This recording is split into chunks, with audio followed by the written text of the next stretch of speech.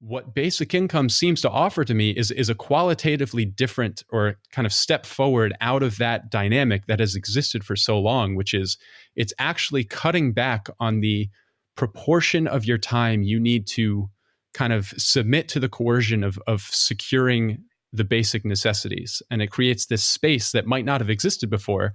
And I'm no expert on the time distribution of pre-modern societies. I would be interested in talking to someone about that. But it seems, you know. Well, go ahead. What do you think? Well, in one of my books, Prehistoric Myths in Modern Political Philosophy, we attack this idea that everybody's better off in a modern state society with a private property rights system than everyone was or would be in a non-state society and or a society with a common property regime instead of a private property rights regime. That argument, people have been making that argument since at least the first Chinese emperor. The first Chinese emperor had a spokesperson make this argument.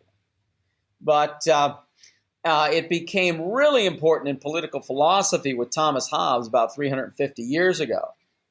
And people make it all over the place. It is used to justify that we don't have to do that much for the poor in our own societies because they're all supposedly better off.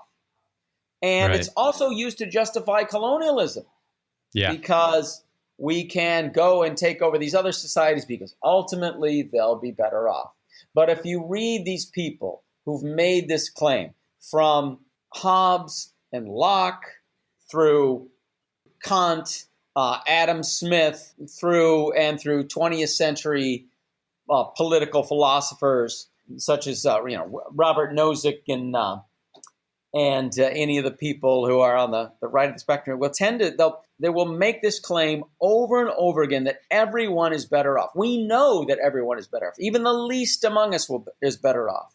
And you will find, if you look in all these 350 years of literature, you find people saying this claim and then providing little or no evidence, usually no evidence whatsoever. Over and over again, they make this claim, everyone is better off.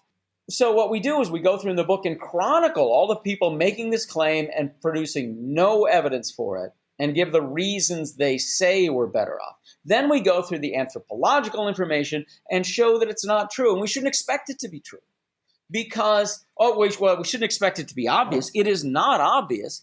To know this answer, you have to really know what it's like to be the least advantaged person in our society today. What's it like to be a migrant laborer? What's it like to be a homeless person? What's it like to work in a sweatshop in Sao Paulo?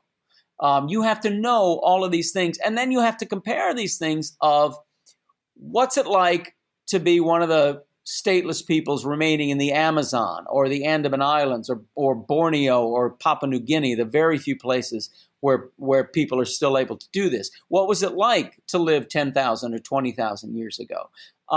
Most people don't know a lot about either side of that comparison.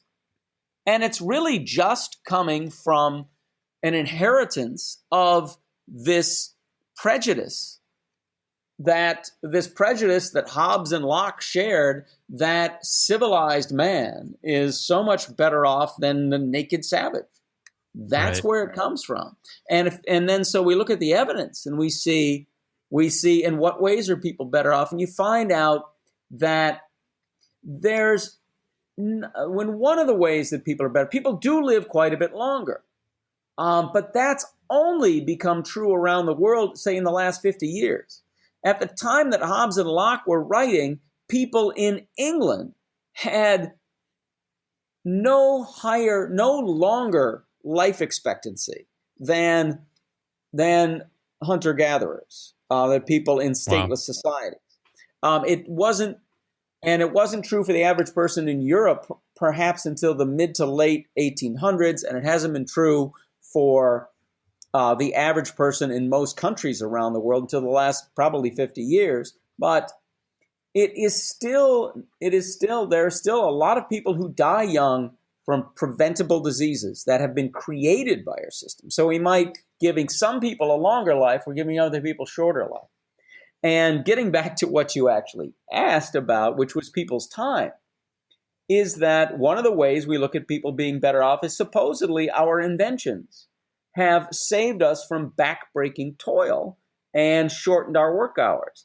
But you find this is not true. Most of the benefits of our great inventions is to create more time for the privileged. They've benefited enormously with having all this time available.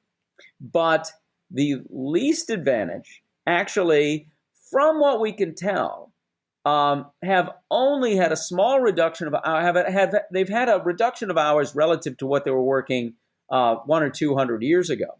But if you go back farther than that, it's probably not true that they're working less. If you look at the surviving nomadic hunter-gatherer societies, you find a lot of them work fairly short hours. Now, we don't have good information. We only have a few of them observed fairly well. But even the ones who work fairly much, if you want to, the ones that have been observed to work the most, the Ache tribe in Paraguay, who were still nomadic hunter-gatherers through the 1980s, the Ache tribe would work 47 hours a week. Now, that's a lot less than a lot of people in Paraguay in sweatshops are working. But it's also probably less than you and I are working if you include commuting, if you include shopping, if you include housekeeping, which if you look at the kind of time statistics that they called work, it included making dinner, it included walking, it included all these sorts of things. So and it wasn't able to say to what extent hunting was more like a job to them or like a game. Right. Is a lot of people like to hunt for a hobby. A lot of people retire and go and fish all day. And that would, if you compare that to a forager who fishes a lot, is that really work?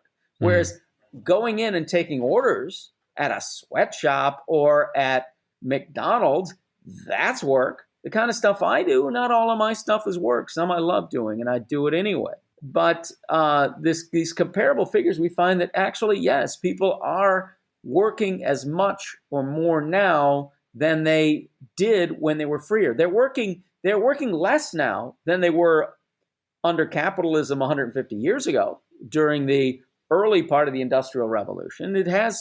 Some of that benefit has trickled down to most people. But to go to people who actually are in the societies most different from us and really lack these institutions, we'll find people are working as much or more now than they were then. Right. And that's another kind of interesting forecast for basic income that I like thinking about is the role it can play in helping to transition a lot of what we do from labor to leisure. But the way in which that forces us to really expand our conception of what leisure is, because leisure is not